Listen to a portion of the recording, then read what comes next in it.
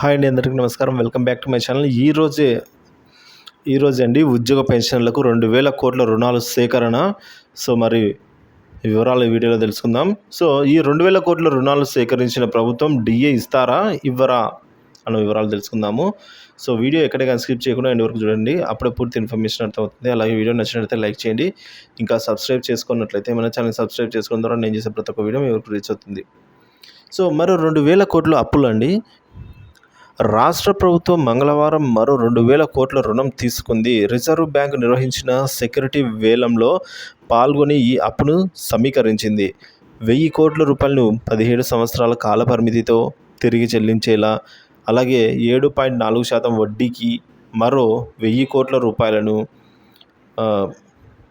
20 ఏళ్ల కాల పరిమితితో చెల్లించేలా 7.38 వడ్డీకి తీసుకోవడం జరిగిందండి. ఈ నిధులు బుధవారం ఖజానాకైతే చేరుకున్నాయి. మరి ఈ డబ్బులతో డిఏ ఇవి ఇస్తారా అంటే వేచి చూడవలసిన అవసరం అయితే ఉందండి. ఇవాళే ఈ 2,000 కోట్ల రూపాయల అప్పు ఖజానా అయితే చేరుకోవడం జరిగింది. ప్రభుత్వం అయితే ఈ విధంగా చెల్లించాల్సిన బకాయిలు చాలా వరకు ఉన్నాయి.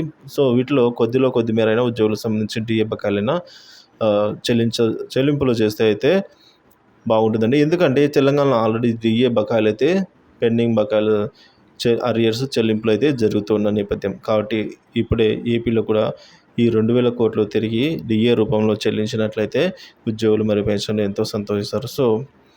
ఈ విధంగా ఇప్పటివరకు అయితే ఇలా ఉంది. దీనిపైన మరింత సమాచారం అయితే తెలియాల్సి ఉందండి. మరి ఈ 2,000 కోట్లను ఎలా ఉన్నారు అనే వివరాలు అయితే తెలియాల్సి అయితే ఉంది. మరి మీలో ఎవరికైనా పెండింగ్ బిల్లు జమ అయినట్లయితే దయచేసి వీడియో కింద కామెంట్ చేయండి. Thank you for watching this video.